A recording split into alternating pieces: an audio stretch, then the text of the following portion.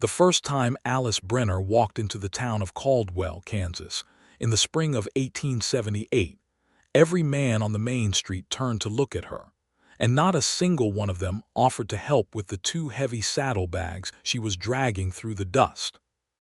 She was 24 years old, with dark auburn hair that had come loose from its pins somewhere around the Arkansas River crossing, and eyes the color of creek water when the sun hits, it just right that particular shade of gray-green that made people look twice and then look away, unsure of what they had seen.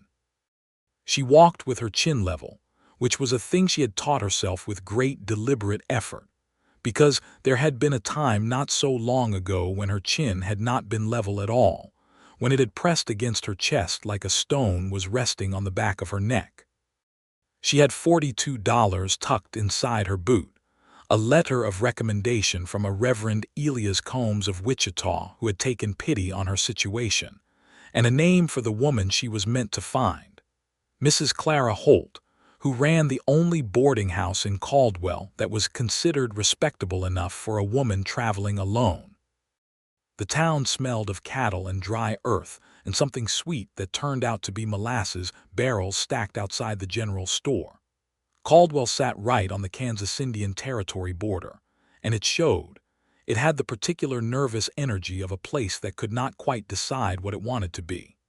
There were church bells, and there were saloon doors swinging open in the same afternoon, and the men who walked between those two buildings looked equally at home in both. Alice found the boarding house at the end of Kishom Street, a two-story white frame building with a porch that listed slightly to the left. A woman in her 50s with sharp blue eyes and flour on her apron answered the door before Alice could knock, as though she had been watching through the window. "Alice Brenner," the woman said. "Yes, ma'am. Clara Holt." Reverend Combs rode ahead.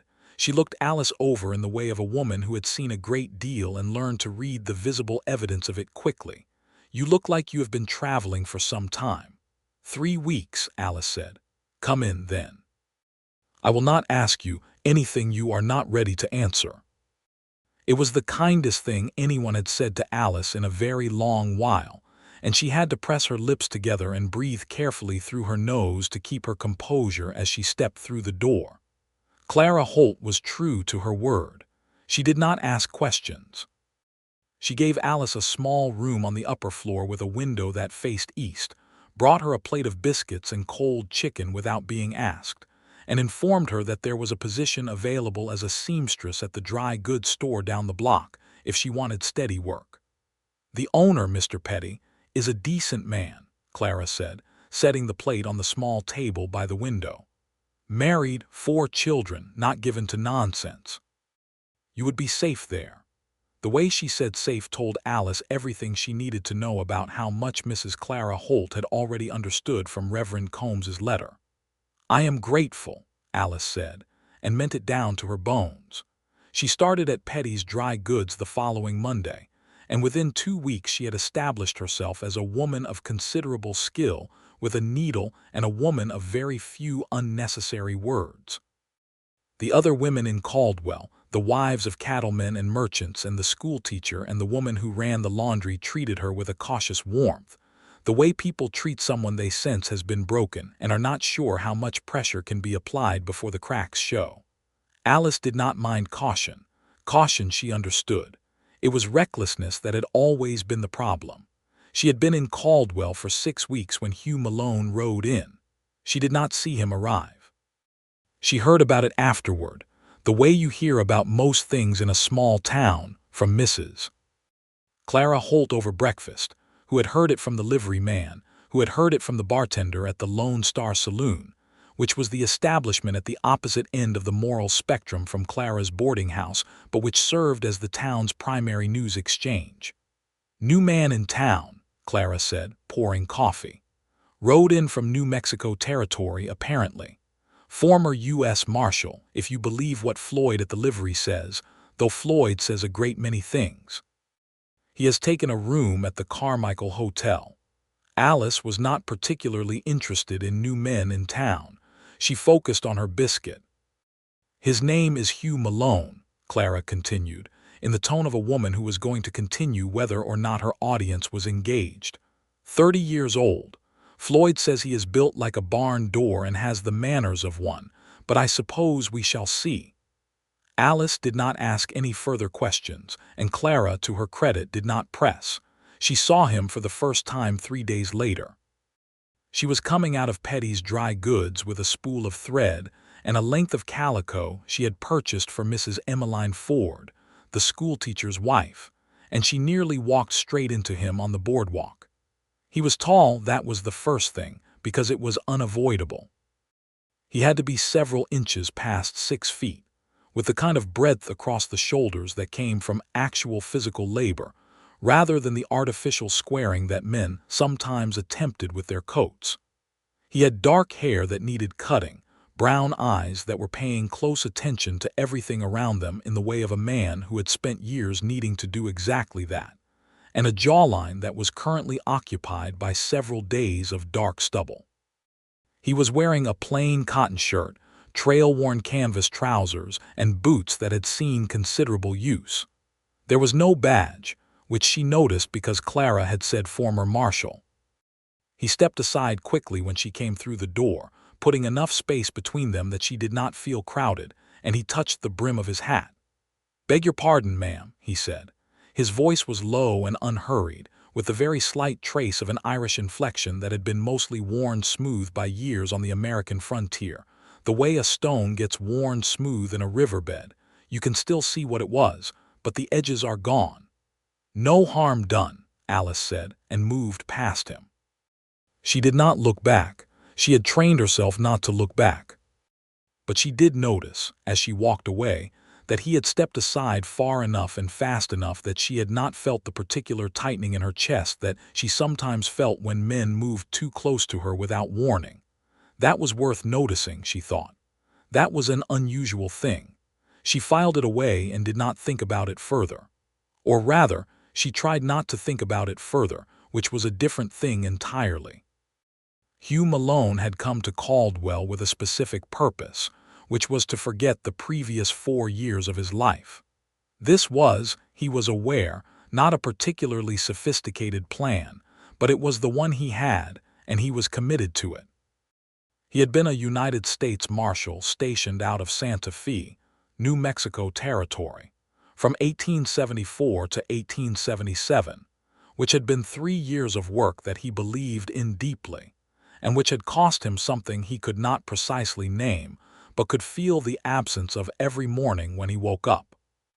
The law in the territories was a fragile and frequently desperate thing, and enforcing it required a man to see the full breadth of what human beings were capable of doing to one another, and to carry the weight of that knowledge forward into every subsequent day. He had resigned his commission in December of 1877, after a particular incident in a small town outside of Las Cruces that he did not allow himself to think about directly, only in the way you look at the sun sideways briefly, without meeting it head-on. He had ridden north in January, following no clear direction except away, and he had ended up in Caldwell because his horse had gone lame 2 miles south of town, and there was no point going further until the horse was recovered.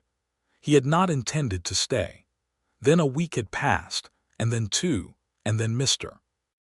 Carter at the Caldwell Land Office had mentioned that the old Morrison Ranch 7 miles east of town had been empty for a year and a half, and the bank was desperate to sell it for anything.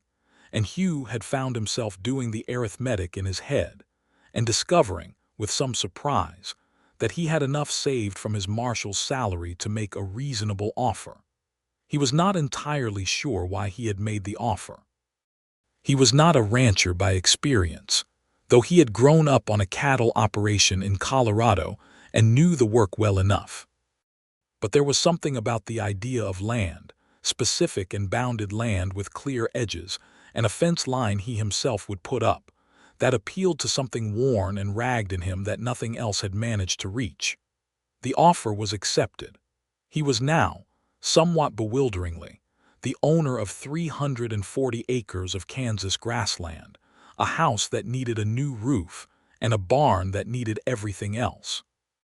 He met Alice Brenner properly, or as properly as things happened in Caldwell, at Clara Holt's boarding house, which he had taken to visiting on Sunday afternoons because Clara set out the best table in town and charged a reasonable price for a proper meal. He had been there 3 Sundays before Alice sat down at the same table. He had seen her before on the street outside Petty's. He remembered it because most people, when they came barreling through a door and nearly collided with a stranger, went through a moment of startled disorganization, a little flutter of eyes and hands, a readjustment. She had not done that.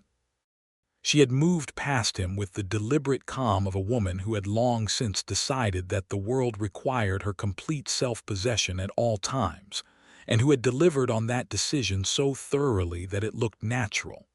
He had thought, somewhat involuntarily, that is someone who has learned something very hard. He knew the look. He had seen it in his own mirror. At Clara's Sunday table there were 5 boarders and 2 regular visitors, including Hugh. Clara sat at the head and ran the conversation with the ease of a woman who had been managing the social weather of a room for 30 years. There was a young couple, the Morrisons, no relation to the previous owners of his ranch, who were newly arrived from Ohio and still slightly dazed by Kansas. There was an older gentleman named Baxter, who was some kind of land surveyor. There was a young woman named Jessie who worked at the laundry and talked at considerable length, and with great enthusiasm about whatever had interested her that week. And there was Alice Brenner, who sat across from Hugh and ate her pot roast with quiet attention and answered questions when asked and did not volunteer information, and whose eyes, when they met his briefly across the table, were the most carefully guarded things he had seen in some time. He did not stare at her. He was aware that she noticed this, and that she noticed the noticing, and he filed that away with the same deliberate care that he suspected she had filed away their first meeting. "Mr. Malone," Clara said, with the tone of a woman who was going to make something happen whether or not the participants were ready, "Alice is one of the finest seamstresses in Caldwell. You mentioned last week that your ranch house windows have no curtains and the wind is coming through the frames like it has a personal invitation." Hugh looked up from his plate. Across the table, Alice had gone very still in the particular way of a person who is marshalling patience. "That is true," he said, "about the wind. I do take commissions for household work," Alice said carefully. "If you need curtains made, I'm available on Tuesday and Thursday afternoons." "I would appreciate that," Hugh said. "Though I should warn you, the house is in considerable disorder. I have been working on the roof and the barn first, and the inside is not what I would call welcoming." Something shifted briefly in her expression, not amusement exactly, but the precursor to it, the moment before you decide whether a thing is worth smiling at. "I have seen ranch houses before, Mr. Malone. Disorder does not alarm me." It was the most she had said directly to him, and he found that he was pleased by it in a way that he catalogued carefully and set aside for later examination. She came to the Morrison ranch on the following Tuesday afternoon, arriving in a small wagon driven by Mr. Petty's 16-year-old son Thomas, who waited outside with the horse while Alice brought in her measuring tape and her notebook. The house was, as Hugh had warned, in considerable disorder. He had been living in it with the particular improvised efficiency of a man alone, a bedroll near the fireplace because the bedroom upstairs still had a section of collapsed ceiling, a pot of coffee perpetually on the stove, tools spread across every horizontal surface, and a general atmosphere of useful chaos. He had, however, swept the floor that morning, and put the tools in neater piles. He was not sure why he had done this, and chose not to examine it closely. Alice stood in the doorway of the main room, and looked around with the measuring tape practicality of a woman with a job to do. She walked to the windows, 4 in the main room, 2 in the kitchen area, and measured them efficiently, writing everything in her small notebook with the focused attention she brought to all tasks. He made coffee. It seemed like the right thing to do. "How many acres did you say?" she asked, not looking up from her measurements. 340. I have 20 head of cattle coming from a man in Wichita in 3 weeks, which gives me a specific deadline for getting the fencing in order. Do you have help? I have hired 2 men from town for the heavy work, brothers named Rays, good workers. She nodded, writing something down. These windows, what color were you thinking? For the fabric. I had not thought about color, he said honestly. I had thought primarily about stopping the wind. This time the precursor to amusement did become something. Not a large smile, but real, the corners of her mouth moving in a way that changed her whole face briefly, made it younger, made it something that it was not when she was being careful. Blue, she said. Something plain and sturdy, heavy cotton. It will hold against the wind better than anything fancy. Blue, he agreed. That sounds exactly right. She came back on Thursday to take the kitchen measurements, and then the following Tuesday with the completed curtains for the main room, which she hung herself with the ease of a woman who did not wait for assistance she had not asked for. They were a deep, solid blue, and they transformed the room from a temporary camping arrangement into something that was beginning to resemble a home. He stood in the middle of the room and looked at them for a long moment. They look right, he said. They do, she agreed, and there was something in her voice, a small, quiet satisfaction, that made him want very much to be the person who put that sound there again. He walked her back out to where Thomas Petty was waiting with the wagon, and in the afternoon light her hair had come half loose from its pins again, the same way it had been the day she walked into town. He found himself thinking that it probably did that all the time, and that she had likely stopped fighting it somewhere along the years, and that there was something quietly defiant about letting a thing be what it was going to be. "Thank you," he said, "for the curtains, and for coming out here." "It is my work," she said, "but you are welcome." She climbed up to the wagon seat, and Thomas clicked to the horse, and Hugh watched the wagon until it reached the road and then watched the dust after that, which he recognized as a foolish thing to do, but did anyway. The months in Caldwell settled into a rhythm as the Kansas summer deepened, and the heat pressed down on everything like a flat iron.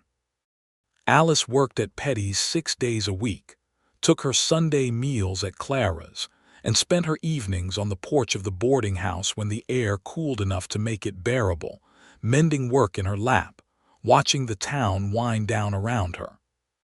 She was beginning to feel something she had been afraid to feel, which was the tentative sense of a future. Not a large future, not a grand or elaborate one, but something forward-facing, something with at least the shape of continuation. Hugh Malone appeared at the edge of that future with a frequency that she noticed but did not yet know what to do with. He stopped by Petty's occasionally, not so often that it was remarked on, but enough that Mr. Petty had taken to giving Alice a particular look when the bell above the door jangled. Hugh always had a legitimate errand, because he was building a ranch, and a ranch required a great many things from a dry goods store, nails and rope and oil, and sometimes fabric for practical purposes like flour sacking. He was never pushy. He was never familiar in ways she had not invited. He had this quality she could not quite name at first, and then could. He paid attention to the space around her, the way a careful person pays attention to a flame, not afraid of it, but respectful of its nature. She caught him once, on a Thursday afternoon when the store was quiet, looking at a display of seed packets near the window with the same focused consideration most men gave to nothing. He had a packet of sweet peas in his hand and was reading the back of it. "Are you thinking of a garden?" she asked, because it surprised her enough to make her speak without calculating it first. He looked up.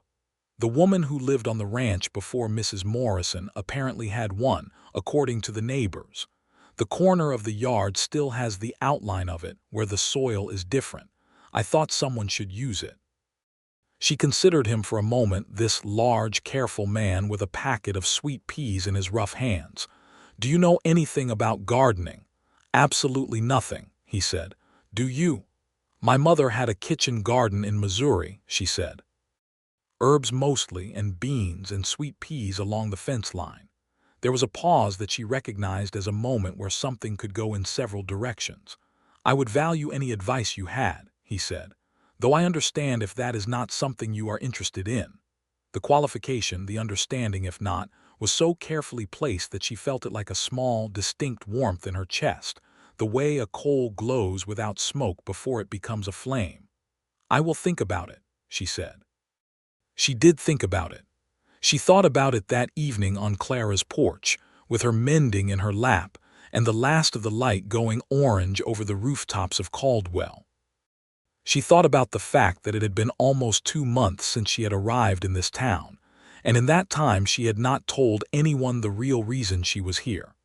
She had told Clara, in the most essential terms, Reverend Combs would have written something, she knew, and Clara had been too decent to make her spell it out again. But she had not told it in full to anyone here, and there was a weight to that, the weight of a thing carried in secret, which she had been carrying for so long that she was not sure she remembered what it felt like to put it down. She was thinking, more specifically, about whether she would ever put it down in front of Hugh Malone. And she was thinking about how she was not sure whether the answer was yes or no, and that the uncertainty itself was remarkable, because usually the answer was simply no, and there was no uncertainty about it. The summer wore on.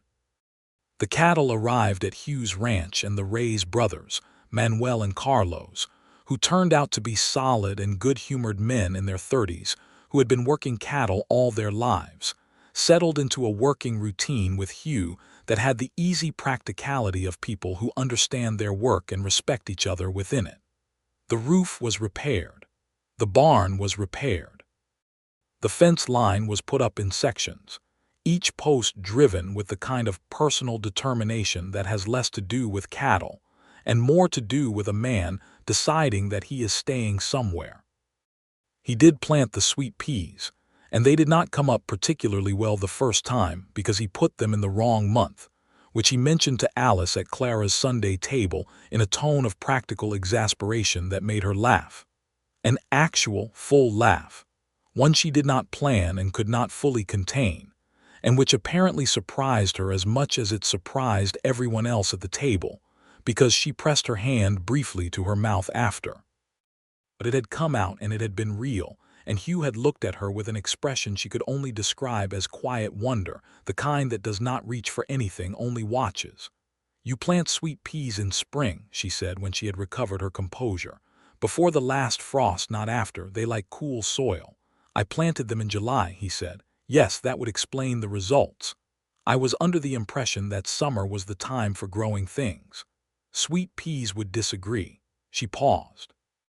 "I could show you next spring if you want, when the timing is actually correct." Next spring was 7 or 8 months away.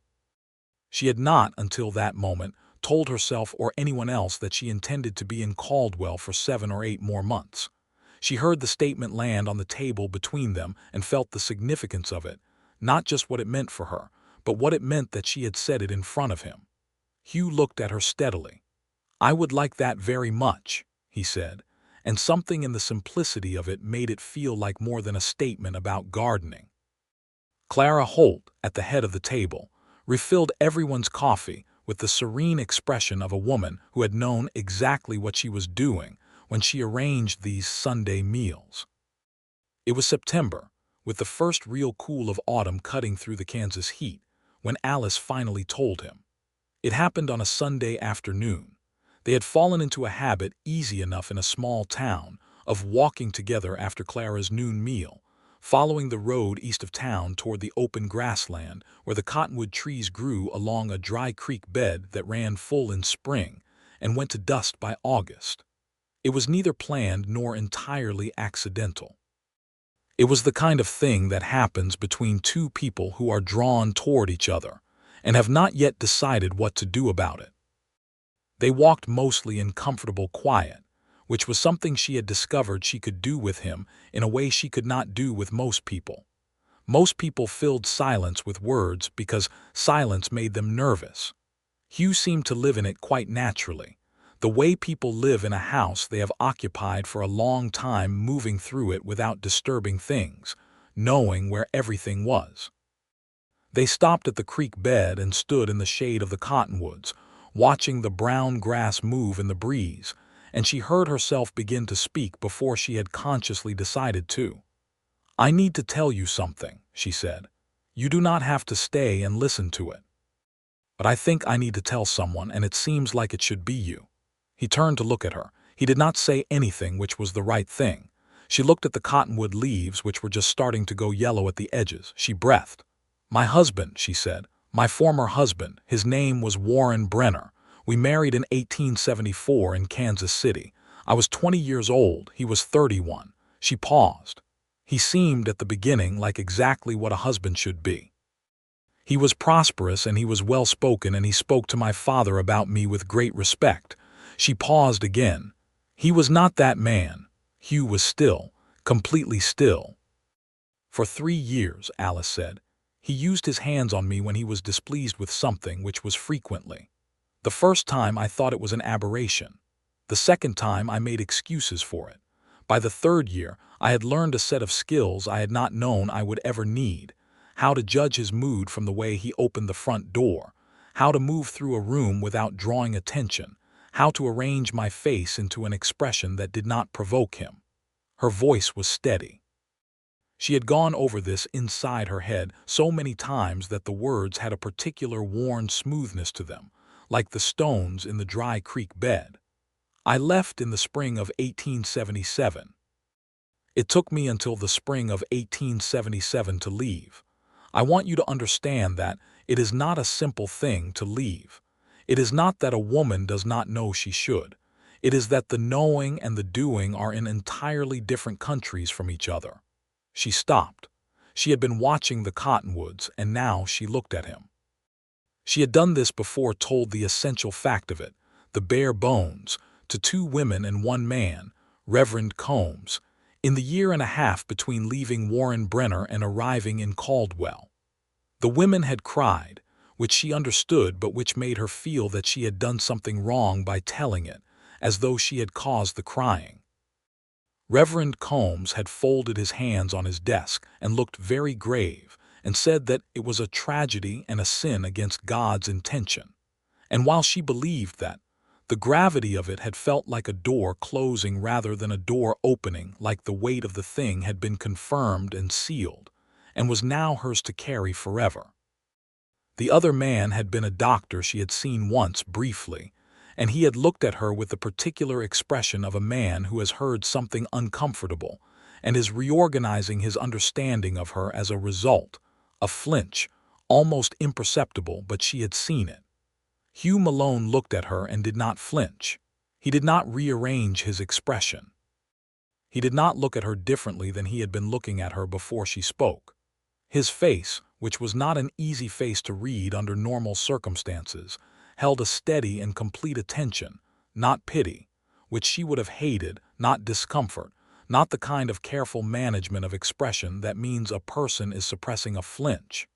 He simply looked at her, and he was present, and he did not move away from any part of what she had said. She had not known that was possible until that moment. She had not known, had genuinely and completely not known, that you could say a thing like that to another person and have them simply receive it, simply hear it and hold it without flinching, without the weight of it visibly changing the air between you. She had thought that the telling was always a transaction that cost something, always extracted something from both parties, always left a residue of discomfort or pity or subtle changed regard. She had not known it could be otherwise. She felt something in her chest that she had no immediate word for. It was not relief, quite. It was larger than relief. It was something that felt almost like a door, a specific interior door that she had not known was there until it opened. "Thank you for telling me," Hugh said. His voice was low and even. "I am sorry it happened to you. Not in a formal way, I mean genuinely and specifically. It should not have happened to you." "No," she said quietly, "it should not have." "Is he gone? Are you safe from him now?" "He does not know where I am. I traveled carefully. Reverend Combs helped ensure that." She paused. "And I was told, through a woman who knew his family, that he remarried within 6 months of my leaving. He found someone else. I think that was probably easier for him than looking for me." Something moved through Hugh's expression at that, a brief and controlled thing that she recognized as anger, not wild anger, but the deep, still kind, the kind that has been managed for so long it has become almost indistinguishable from calm. He should have been held accountable, he said. Yes, Alice said. He should have been, but the law did not work that way for women in that situation. Does not work that way. She looked at him. You were a marshal. I know exactly how the law worked, he said. And I know how it should have worked and did not. I am sorry for that too, she nodded. They stood in the shade of the cottonwoods for a little while longer, and the wind moved through the yellowing leaves, and the silence between them was not difficult. It was the kind of silence that comes after a thing has been said and does not need to be added to, the kind that is a form of comfort in itself. On the walk back to town, she felt lighter in a way that was physical and unmistakable, as though the thing she had been carrying had not been removed, but had been shifted, distributed somehow between two people, rather than sitting entirely on one. She looked at him sideways as they walked, this tall, quiet man with the dust of the Kansas road on his boots and the careful eyes of someone who had seen a great deal of the world's difficulties and had not chosen bitterness as a response. She thought, I think I am in very serious trouble here. And by trouble she meant the kind that has nothing to do with danger and everything to do with the particular vulnerability of beginning to want something you are not certain you are allowed to want. Hugh walked beside her and thought about what she had told him, and thought about the fact that she had told him, and thought about the fact that she had looked at him afterward with something in her expression that he had not seen there before, something open, something that was not the practiced containment she wore like armor in every other interaction. He thought about how it had taken courage of a specific and underappreciated kind to say what she had said, standing in the shade of Kansas cottonwoods on a September afternoon, to a man she had known for 3 months. He thought about his own interior life, which he had been managing very carefully for the past year, and about how he had arrived in Caldwell with the explicit intention of asking nothing from anyone and expecting nothing, and allowing nothing to matter too much. He had been maintaining this intention with moderate success, until approximately the moment Alice Brenner laughed at his sweet pea disaster at Clara's Sunday table, at which point it had become significantly harder to maintain. He was not a man given to quick decisions about things that mattered. He had been taught by the work of his life and by some harder personal lessons he did not dwell on that the things worth having were worth approaching carefully, but careful was different from distant.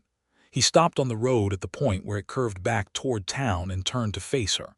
I would like to call on you properly, he said, if that is something you would be willing to consider.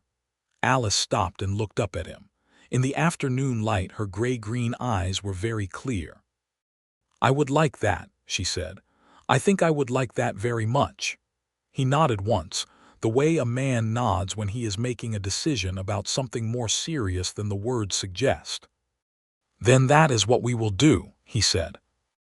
Calling on Alice Brenner properly in the autumn of 1878 meant Sunday afternoons after Clara's meal, and occasional evenings on the boarding house porch under Clara's benevolent and strategic supervision, and one afternoon a week when he contrived to finish his work early enough to meet her coming out of Petty's at closing time and walk her back to the boarding house. A walk of exactly 4 blocks that he found himself conducting with the concentrated happiness of a man experiencing a pleasure he had not believed he still had access to. Caldwell noticed. Of course Caldwell noticed. A small frontier town in 1878 noticed everything, and it had opinions about everything it noticed, and it shared those opinions freely in the dry goods store and the barber shop and the Sunday service and the Lone Star Saloon, the last of which Hugh heard from Manuel Reyes on a Tuesday morning. The town has decided you are courting the red-haired seamstress, Manuel said, mending a section of fence with the unhurried efficiency of a man who has been doing exactly this kind of work for 20 years. Her hair is auburn, Hugh said. Manuel gave him a look. Yes, they have decided it is very serious. They are not wrong, Hugh said. Manuel smiled at his fence post. Good, he said simply. She seems like a woman who deserves someone who is not wrong about her. There were some in town who had reservations, expressed in the subtle language of small community concern. A woman traveling alone, origins not entirely clear, the specific quality of her caution that spoke to a history some people felt they had a right to understand before they fully accepted her. There was nothing cruel about it. It was the natural guarded quality of a community that depended on trust and had been burned before. But it existed, and Alice felt it, and it occasionally pressed on her in ways she did not mention. Hugh was aware of it. He handled it the way he handled most social difficulties, which was directly but without drama. When Mr. Delacroix at the hardware store made a comment, in a tone of transparent curiosity, about whether anyone knew much about Miss Brenner's people, Hugh looked at him for a long moment with the steady brown eyes of a man who had spent years reading situations and people both and said, "She is a fine woman doing good work and I will not hear otherwise," and returned to examining the nails he had come in to buy. The conversation ended when Mrs. Hargrove at the church suggested to Clara that it might be worth understanding more about Alice's circumstances. Clara said, with the authority of a woman who had been managing Caldwell's social, whether since before Mrs. Hargrove arrived, that Alice Brenner's character was evident to anyone paying attention, and that she would appreciate it if speculation was kept to a minimum. Alice did not know about either of these conversations directly, but she felt their effects, the slight shift in how people greeted her, the increasing ease of interactions that had previously had the particular careful quality of people reserving judgment. She thought she knew, in a general way, that Hugh had said something. She did not ask him about it, but she held it. October arrived with a sweep of color across the Kansas landscape that she had not been expecting, the cottonwoods going gold, the sky going that particular deep autumn blue that exists only on the plains, the grass going copper and ochre in the afternoon light. She had not looked at the landscape much in her first months in Caldwell, except as background. Now she found herself looking at it properly, the way you look at things when you have decided, without entirely admitting it, that you are staying. Hugh took her driving in his wagon one Sunday afternoon, with Clara's explicit blessing and the implicit awareness of the whole town, out toward the eastern section of his ranch, where the land rose slightly, and you could see the full reach of the grassland in all directions. He unhitched the horse and let it graze, and they sat on the wagon seat in the October afternoon, and he pointed out the fence sections he had put up, and the section of the creek that ran through the property and the spot at the northwest corner where a stand of cottonwoods made a natural shelter that he was thinking of putting a bench near. One day. She noticed the phrase. "This land means something to you," she said. "Yes." He was quiet for a moment. "I have spent a large part of my adult life moving. That was the nature of the work. You are always moving toward the next trouble, and when the trouble is resolved, you move to the next. It gets to a point where staying feels like the strange thing and moving feels like the only real way of being." He looked out at the grass. "I think I needed something that required staying. That would not work unless I stayed." She thought about her own version of that, the years of managing and enduring and finally leaving, and the strange floating quality of the time after, when she had been moving without direction, which had its own kind of exhaustion. The relief of Clara's boarding house, the relief of Petty's dry goods, the particular relief of a room with a window that faced east and let in the morning light. "I understand that," she said. He looked at her, and the afternoon light was full on his face, and she thought, there is nothing hidden here. There was no performance in him, no management of what he showed her. He was exactly what he appeared to be, and what he appeared to be was a man who had been through considerable difficulty and had come out the other side without letting it make him cruel or closed. That was not a common thing, she knew. She had enough experience of the alternatives to know exactly how uncommon it was.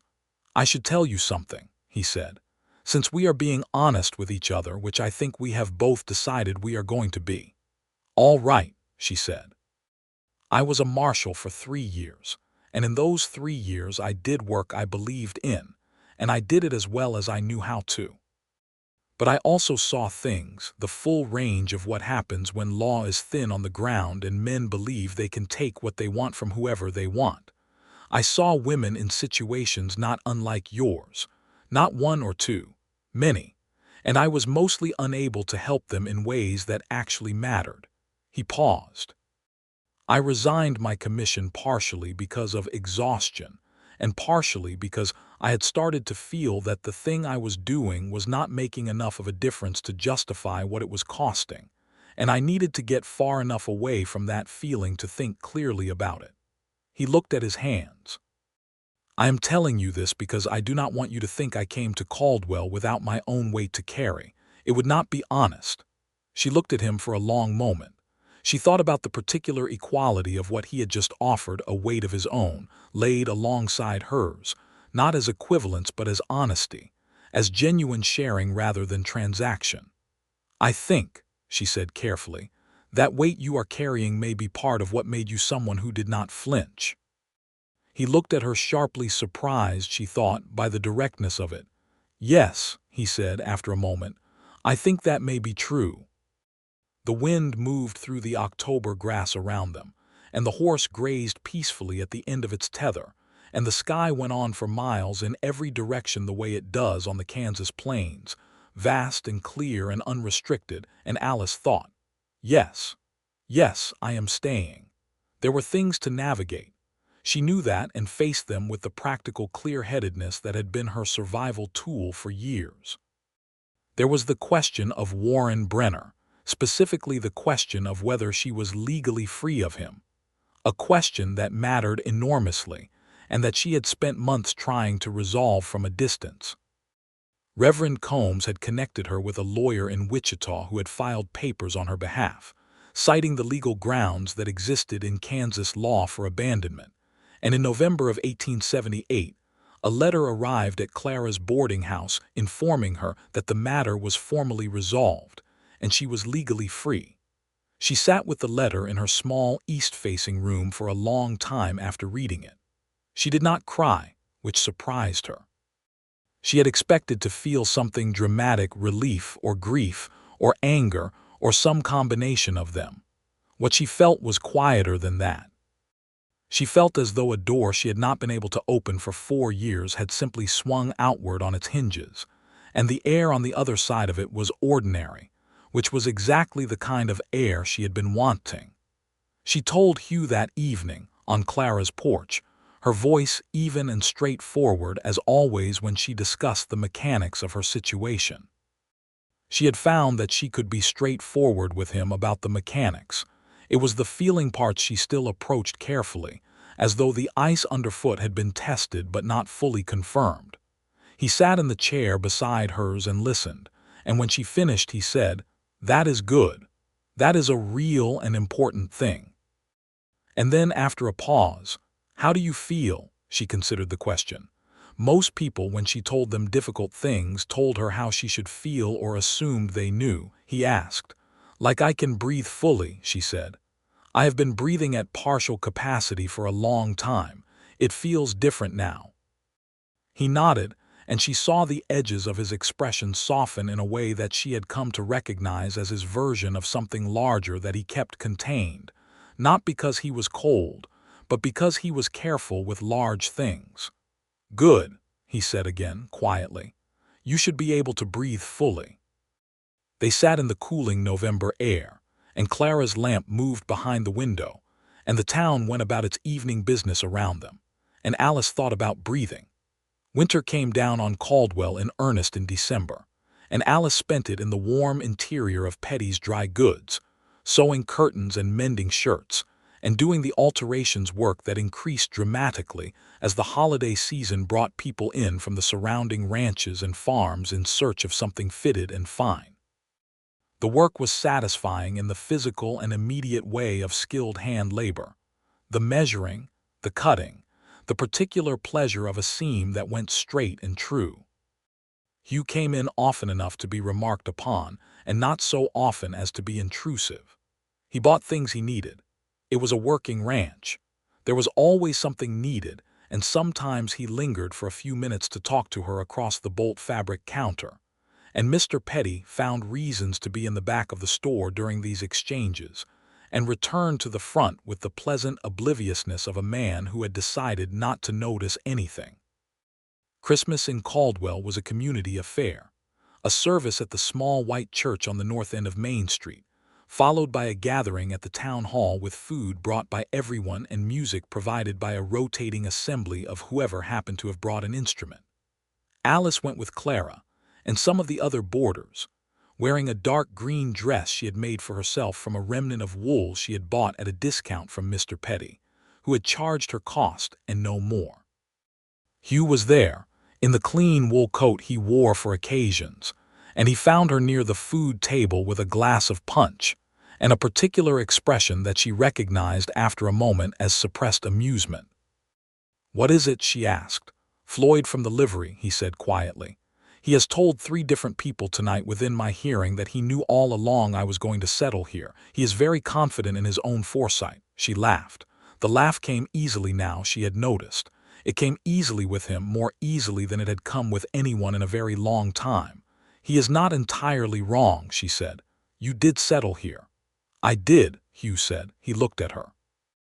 The lamp light in the town hall was warm and yellow, and the fiddle player in the corner was starting up a waltz, and Clara was across the room watching them with the expression of a woman attending her own finest work. "I find I am very glad about that." The words landed simply, clearly, without embellishment, and she felt them all the way through. "So do I," she said, and this time she did not pause first. She just let it be true out loud. He held out his hand. She looked at it for a moment, the large, work-roughened hand of a man who had spent the past months building a fence line and repairing a barn and driving cattle posts and planting sweet peas at the wrong time of year. She thought about the things she had told him and the way he had listened to them. She thought about how it was possible to rebuild a thing that had been damaged if the new structure was sound. She thought about breathing at full capacity. She took his hand and let him lead her into the waltz. She had not danced in years. She was surprised to find that her body remembered it, the step, the turn, the small corrections of balance as the music moved. She was more surprised to find that dancing with Hugh was as natural as walking beside him, as natural as sitting in silence with him looking at the October grass. He moved with the deliberate, unhurried competence that he brought to everything, and she followed his lead easily, and they moved through the other couples in the warm yellow room, and she thought, "I am happy. Right now, in this moment, I am genuinely happy, and I am going to let myself know that." He walked her back to Clara's boarding house through the December cold, their breath making small clouds in the sharp air, their boots crunching on the frost-stiffened ground. Clara and the other boarders were a tactful distance behind. At the boarding house door, Hugh stopped. He looked at her for a moment with the careful, full attention that was so particular to him, and then he said, in a voice low enough that only she could hear it clearly, "Alice, I am in love with you. I have been for some time. I wanted you to know that simply and plainly, without any expectation attached to it." She stood in the winter cold, in the December dark, in the town that was beginning to feel like home, and looked at this man who had not flinched, who had not moved away, who had given her space and steadiness and his honest company, and now this simple, plain statement offered without demand or expectation, exactly as he was, exactly as everything with him was. "Hugh," she said. Her voice was steady and full, and her chin was level as it always was now, as she had taught herself. "I love you too. That is also simple and plain, and I also want you to know it."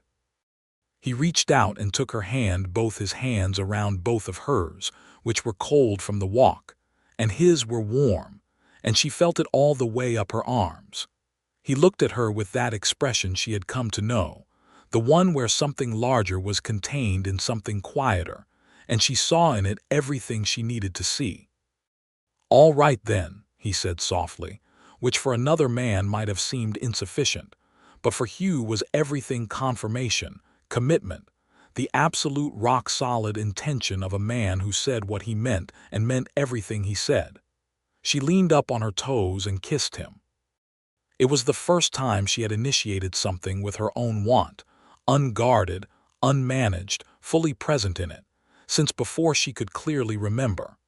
And it was easy. It was the easiest thing, warm and gentle and entirely right, like coming back to a word you had forgotten and finding it waiting for you where you left it.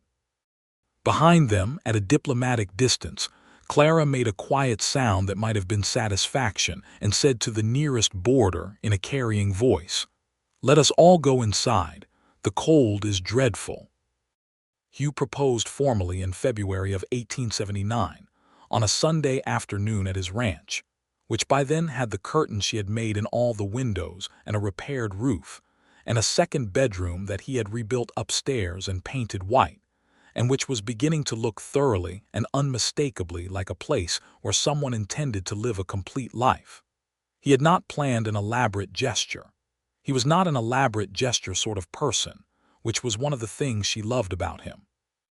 He had made coffee and there was a fire going in the fireplace, and the blue curtains moved slightly in a draught, and he turned to her from the fireplace with a small velvet case in his hand, and a look on his face that was the very first time she had seen him nervous, genuinely, visibly nervous, which was so arresting that she almost said something before he could speak. "I have a ring," he said. "It was my grandmother's. She was from Galway and she wore it for 60 years, and when she died she told my mother to give it to whoever in the family needed it most. My mother decided when I left for Kansas that that was me." He opened the case. It was a simple gold band with a small cluster of garnets, very plain, very old, very beautiful. "I would like you to have it, and I would like, if you are willing, to marry you. Properly and legally and in the church on the north end of Main Street if you want, or somewhere private if you prefer. I will do it any way that feels right to you." She looked at the ring and then at him, and she thought, here is a man who learned from his grandmother that what you give matters more than how you give it, and who listened to that lesson. "Yes," she said. "Yes, I will marry you, and the church is fine. I think the church is right." He slid the ring onto her finger, and she felt the weight of it, the 60-year history of it, the specific seriousness of a thing that had been chosen carefully and meant to last, and she thought it fitted her hand as though it had been waiting. They were married on the 15th of March, 1879, in the white church on the north end of Main Street, in front of the full assembled population of Caldwell, which had opinions about everything, and had had many opinions about this, but was now demonstrating the other side of small-town life, which was that it showed up wholeheartedly for the good things. Clara Holt sat in the front pew with the expression of a woman who has done her best work. Manuel and Carlos Reyes were there in their Sunday clothes.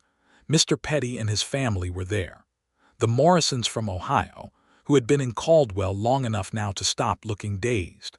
The schoolteacher and his wife. Floyd from the livery, who told 3 people afterward that he had known from the moment Hugh Malone rode in that this was a man who was going to stay. Alice wore a cream-colored dress she had made herself, fitted and plain and serious, with a small sprig of dried lavender at her collar that Clara had pressed from the summer garden.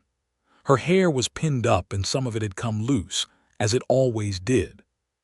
Hugh stood at the front of the church in his clean wool coat and watched her walk toward him down the short aisle, and his face, which was not an easy face to read, was completely readable. She could see every single thing in it. She reached him. He took her hand. The minister spoke the words that turned them into something new, and she said the things she meant, and he said the things he meant.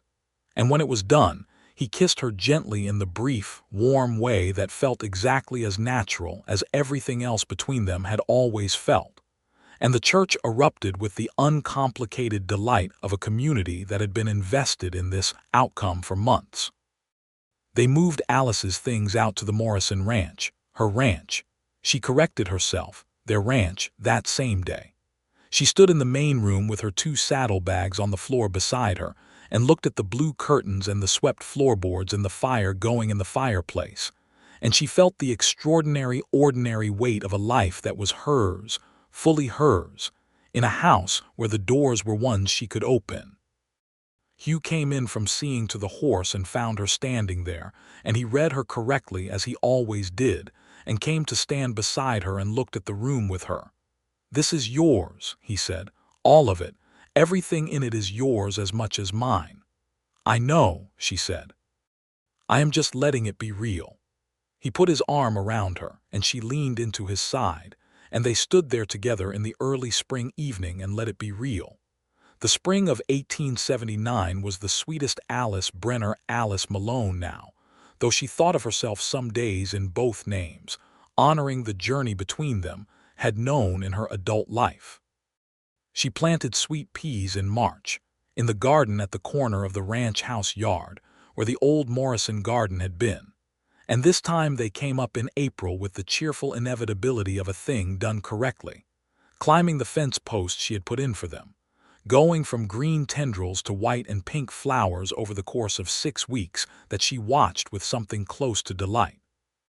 Hugh watched her watch them with an expression that she had learned to identify as his version of uncomplicated happiness, a thing he wore quietly but genuinely, the way good weather settles into a day. The ranch was working now. The cattle were doing well. Manuel and Carlos rode out every morning and came back in the evening, and the work had the settled rhythm of a going concern rather than an optimistic experiment. Hugh had bought 12 more head in April, and the fence line was complete, and there was a kitchen garden going beside the sweet peas that was producing beans and potatoes and herbs with the cooperative abundance of well-tended soil. Clara Holt came to dinner on the first Sunday of every month, which was her and Alice's arrangement, a reversal of the boarding house Sundays, Alice cooking now, and Clara arriving with something from her own kitchen and the news of the town, which continued to be eventful in the particular ways of a place on the edge of the frontier. There was always something happening in Caldwell cattle drives coming through, land disputes, the occasional difficulty in the saloon that Floyd reported on with great enthusiasm. A new family arrived from somewhere east, the school needing a new teacher, the church roof needing repair. Alice listened to the news and helped where she could. The school, particularly, interested her. She began volunteering one afternoon a week to help with the younger children's reading, which the new teacher, a young woman named Miss Perry who had arrived from Illinois in April, was grateful for. Alice found that she had a patience for it that surprised her, a particular quality of attention for the children who were struggling, an instinct for meeting them where they were and working outward from there. "You are good at that," Hugh said one evening when she came home from the school with chalk on her sleeve and described a small boy named George who had spent 2 weeks unable to read the word morning, and today had sailed through it 3 times in a row. "He needed a different way of seeing it," she said. "Once I found that, it was easy." Hugh looked at her. "You have a gift for finding different ways of seeing things." She thought about that. "Perhaps I just had a lot of practice figuring out how to approach things carefully," she said. "Perhaps," he said. "But you took that and turned it into something that helps people. That is not nothing. That is in fact quite a lot." She was quiet for a moment, thinking about how this was something she had not known, that the things that had been done to her could become, somehow, in the right context, skills. Not because it was right that they had happened, or worth it, or any of that false accounting, but because she had survived and made it through and ended up here. And here was a place where the careful attention she had learned in painful ways could go into a child learning to read, could go into a man with quiet eyes who needed someone to see him clearly. "I love you," she said to Hugh, simply, "the way you say a thing you have said before and mean more each time." "I love you," he said back, in exactly the same register, simple and complete and fully meant. She was carrying their child by the summer, which she discovered in July, and told him on a quiet Tuesday evening in the kitchen, with the late summer light going golden through the blue curtains and the smell of supper on the stove. He went very still for a moment, the full-body stillness he did when something was large, and then his face did the thing she loved, the thing where the contained larger became the visible thing, openly and completely. "Are you well?" was the first thing he said. Not exclamations or declarations, first the practical and important thing. "I am well," she said. "The doctor in town says everything is as it should be." "Good," he said. "That is the main thing." And then the rest of it reached his face, the full, unconstrained version of his happiness, and he crossed the kitchen in 2 steps and took her face carefully in both his hands and looked at her with everything he had. "Alice," he said, and that was all he needed to say. She put her hands over his hands on her face. "I know," she said. Clara was told the following Sunday, and responded by immediately beginning to knit, which she continued steadily for the following 6 months, with the focused productivity of a woman who had been waiting for this task. Manuel Reyes clapped Hugh on the shoulder in the way of a man who has been waiting for good news and said, "Finally," which made Hugh laugh in the honest way that was one of Alice's favorite sounds.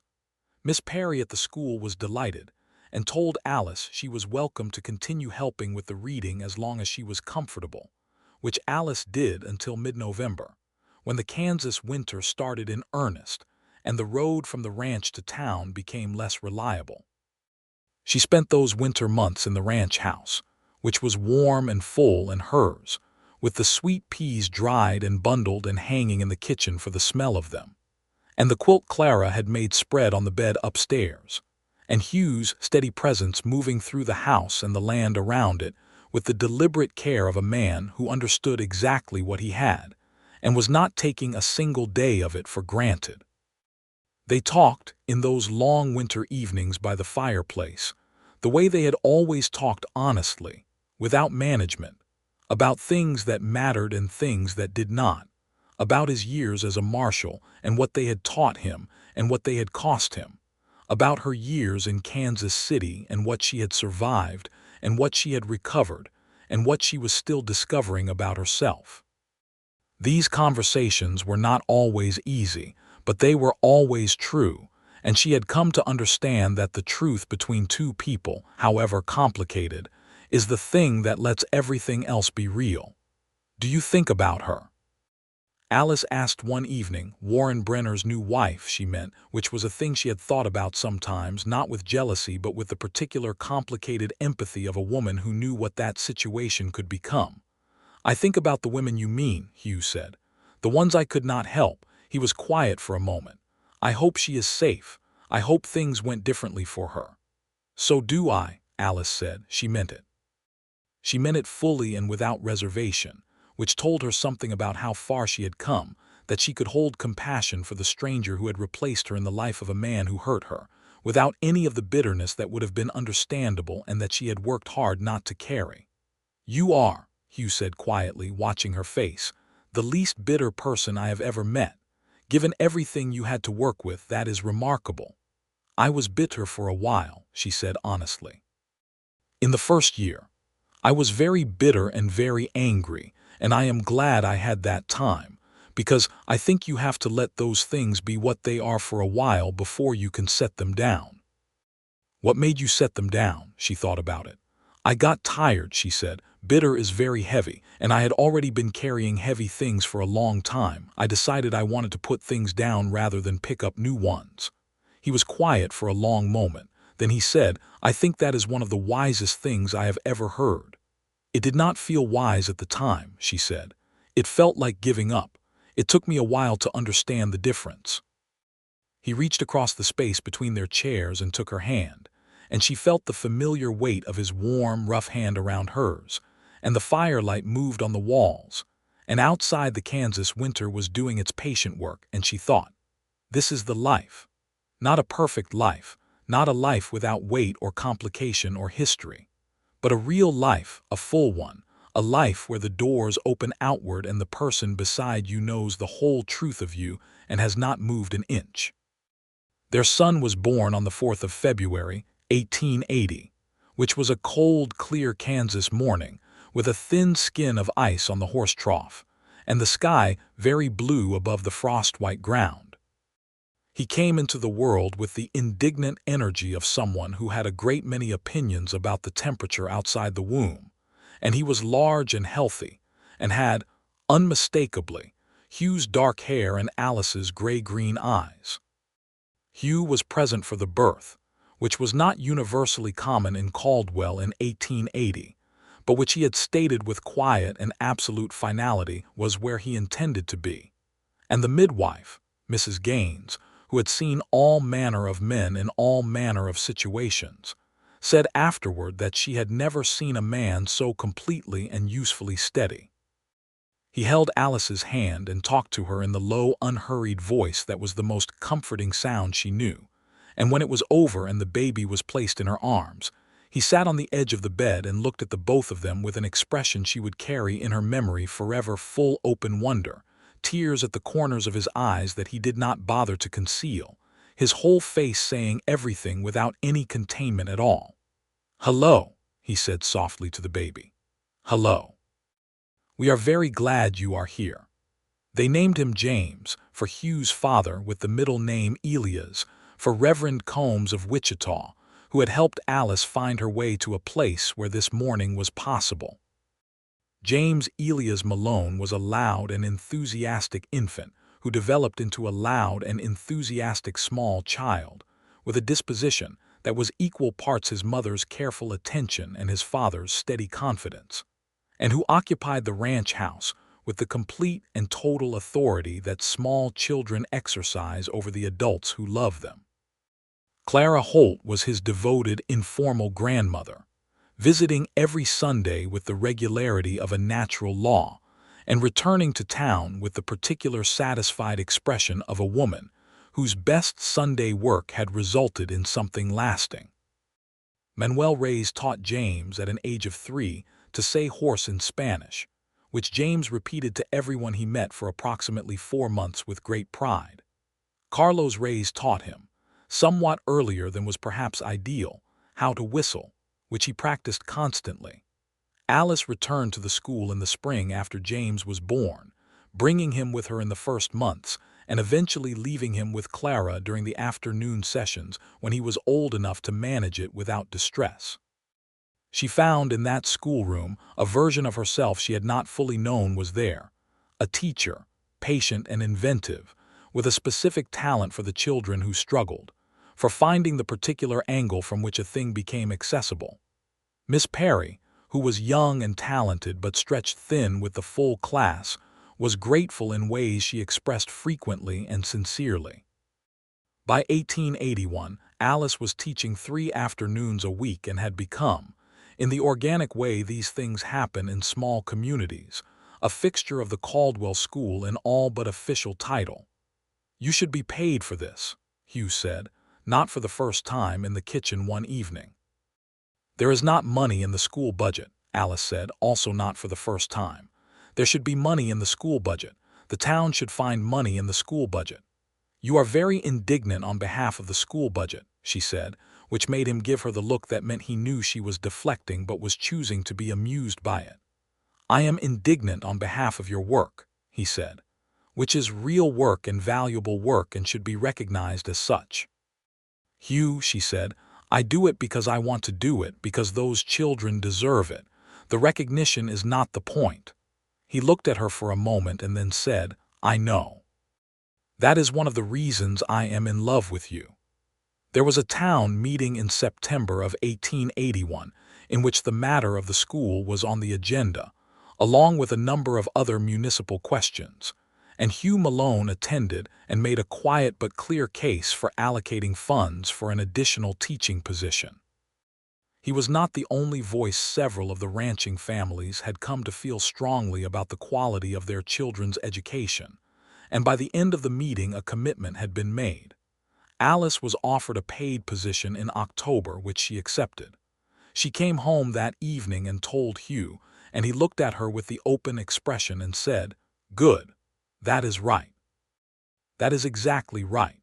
And then he picked her up, which was a thing he occasionally did when he was very pleased about something, swinging her off the ground with the easy strength of a man who had been loading fence posts and doing physical labor for 3 years, and she laughed and held onto his shoulders and felt the full, physical, uncomplicated happiness of someone who has landed exactly where they were supposed to be.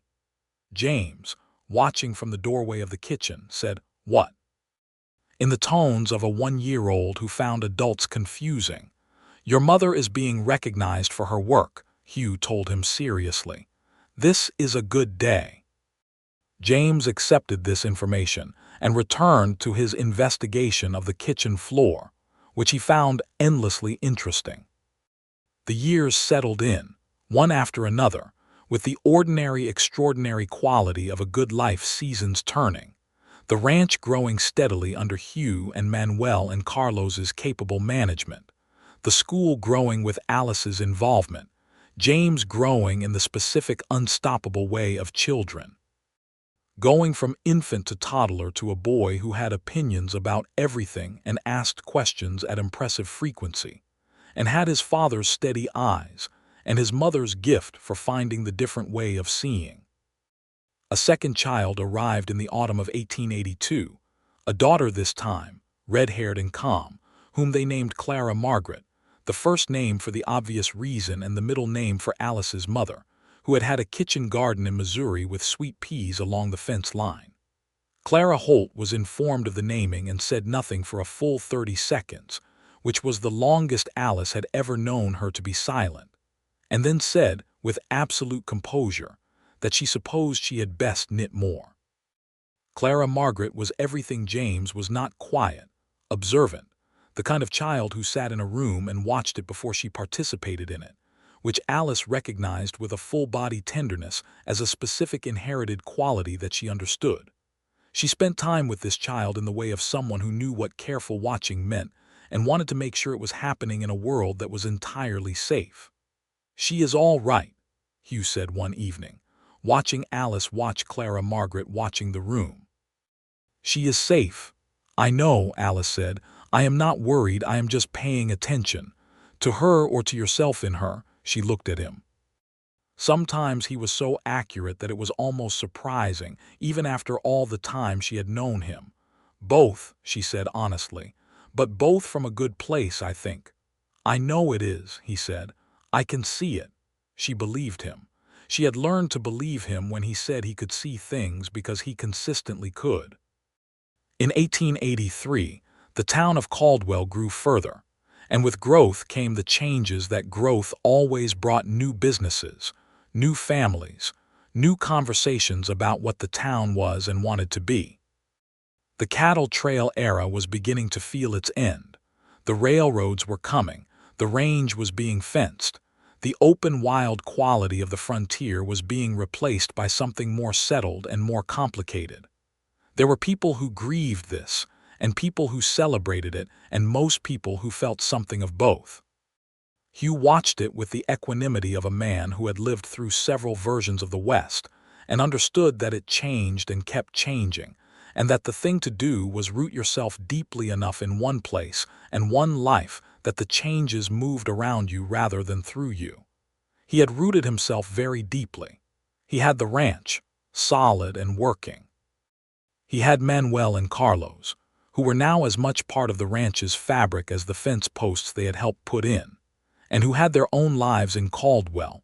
Manuel had married a woman named Esperanza who baked extraordinary tortillas and had become a fixture of the ranch dinners.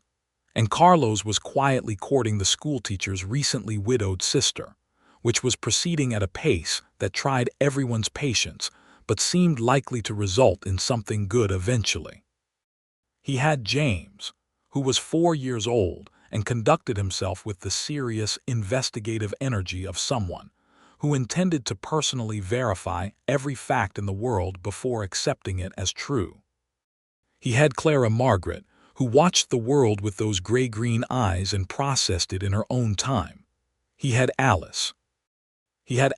Which remained, of all the things he had, the one he was most quietly and deeply grateful for. Every morning when he woke up in the ranch house with the east-facing window and heard her moving in the kitchen below. Every evening when she came in from the school with chalk on her sleeve and light in her face. Every Sunday when Clara came for dinner, and the house was full of food and voices, and the particular alive warmth of people who are genuinely glad to be where they are. He thought sometimes about the version of himself who had ridden into Caldwell in the late spring of 1878 with a lame horse and no plans, carrying the weight of 3 years of frontier law enforcement and the specific kind of exhaustion that comes from doing necessary and brutal work for a long time.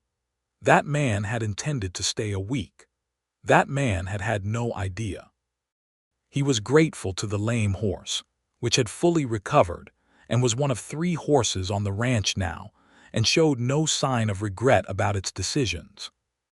One evening in late autumn of 1883, with the Kansas sky going spectacular over the grassland outside their window, Hugh and Alice sat on the porch of the ranch house in the 2 wooden chairs he had made the previous winter solid, practical chairs that would last 20 years, and James was in bed, and Clara Margaret was in bed, and the ranch was quiet, and the town lights were visible in the distance, small and warm against the dark. "Do you remember," Alice said, "what you said to me when you asked to call on me properly, that September, at the creek bed?" "I said I wanted to call on you if it was something you would be willing to consider," he said. He remembered it precisely. He had rehearsed it sufficiently. "You said it with the qualification," she said. "If you are willing to consider, you gave me the out. I thought you needed the out."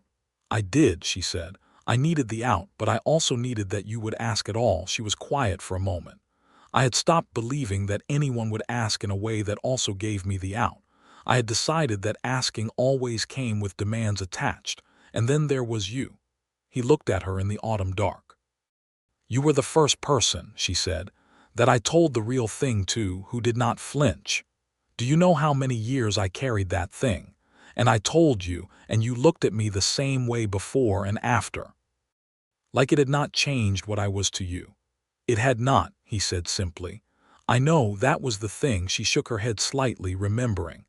"I did not know that was possible. I had genuinely, after everything, stopped believing that it was possible for a person to hear that and not flinch, not move away, not look at you differently." She paused. "You gave that back to me, the belief that it was possible. That is not a small thing." He reached over and took her hand from the arm of her chair, the way he had reached for her hand in other moments, across tables and on wagon seats and in cottonwood shade and at a fireplace in winter.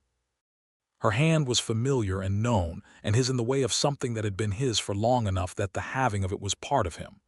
"You gave me things too," he said. "You gave me a reason to stay, and then you gave me this." He meant the ranch, the children, the life. He meant the whole unfolding of the years. "I came here with no plans and a lame horse." "I know," she said, and her voice had the particular quality it had when she was happy enough that the happiness sat on the surface without containment. "It was the best accident I ever had," he said. She looked at him in the dark, this man who was hers, who had always been simply and entirely himself, who had looked at the worst thing she had to say and not moved an inch. "The best I ever had too," she said. They sat on the porch of their ranch house in the Kansas autumn dark, hand in hand, looking at the grassland and the town lights and the extraordinary sky, while inside the house their children slept the easy sleep of children who were completely safe, and the sweet peas that Alice had replanted in the garden every spring since 1879 had finished their summer and gone to seed in the corner of the yard, ready to come up again next April, reliable as a promise. As a thing that has been planted carefully in the right season, and tended with the right amount of attention, and is therefore simply, dependably, going to bloom. The years that followed were not without their difficulties.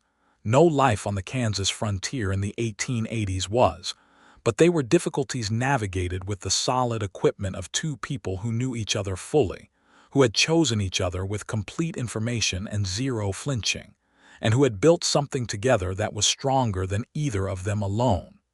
The ranch grew. Hugh brought in 30 more head of cattle in the spring of 1884 and hired a 3rd permanent hand, a young man named Thomas Sutherland, who had come down from Nebraska with nothing but a bedroll and considerable skill with horses.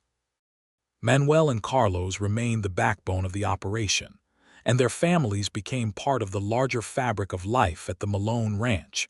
Sunday dinners that had expanded into something requiring 3 tables and the full warmth of the kitchen, and the good smell of Esperanza's cooking alongside Alice's. Children running through the yard between the adults' legs, laughter coming through the windows into the evening air. James, at 5 and then 6, developed a passionate interest in horses that Hugh cultivated with the specific attention of a father who recognizes when a child has found their true direction and knows that the right thing to do is get out of the way and let it develop.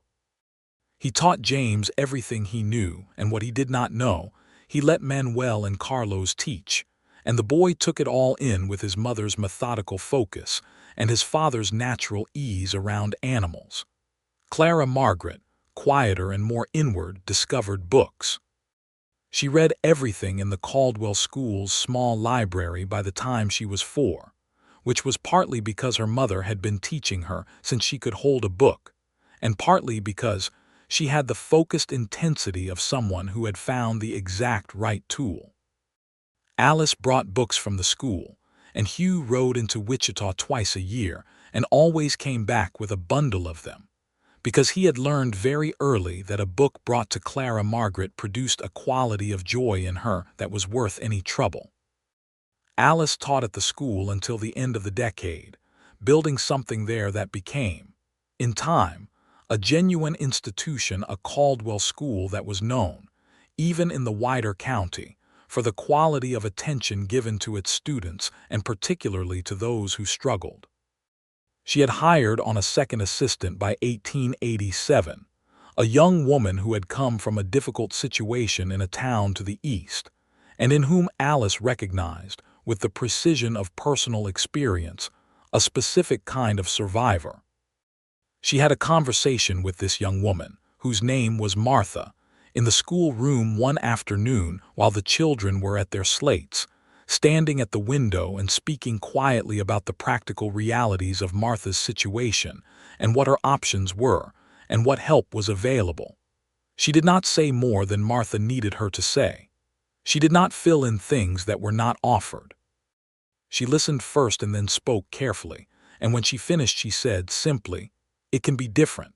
It took me a long time to know that, but it can be different." She did not tell Martha everything. That was not what the moment required, but she gave her what it required, which was clarity and possibility and the visible evidence of a woman who had come out the other side into a good life, and she saw in Martha's eyes something beginning to open that had been shut for a long time. She walked home that evening in the October afternoon thinking about how things passed forward, not by accident, not automatically, but by the deliberate choice of the people who had survived them to turn around and offer a hand. Her mother had had a garden and had shown her how things grew. Reverend Combs had written a letter and pointed her toward a door. Clara Holt had opened that door without asking questions. And Hugh had simply been exactly who he was, which had turned out to be exactly what she needed, and in being that had given her back the belief that such people were possible. She reached the ranch house and came in through the kitchen door to the smell of coffee and the sound of Hugh's voice in the front room, reading something aloud to Clara Margaret, who was 5 now, and would listen to anything read to her with complete devoted attention. James was at the table with a piece of paper, drawing something with a horse in it, as his drawings invariably contained. She stood in the kitchen doorway and looked at this, her house, her family, her specific and bounded and entirely her own life, and felt it the way she had been learning to feel things for years now, fully, without holding any of it at arm's length, without the partial breath and the careful management. All of it in, all of it real. Hugh looked up from his reading and saw her in the doorway and smiled, the full, open smile that was not the contained version or the precursor to something, but the thing itself, entirely present, nothing held back. "You're home," he said. "I am home," she said. She set her bag down on the kitchen table and went in to where her family was, and it was enough. It was more than enough. It was exactly, precisely, completely everything. Outside the Malone ranch house, the Kansas autumn was conducting itself in the spectacular way of things done at full capacity, all color and wind, and the smell of approaching winter and the last of the sweet peas gone gracefully to seed in the corner garden, finished with their work for the year and already prepared, quietly and with complete confidence, for the spring.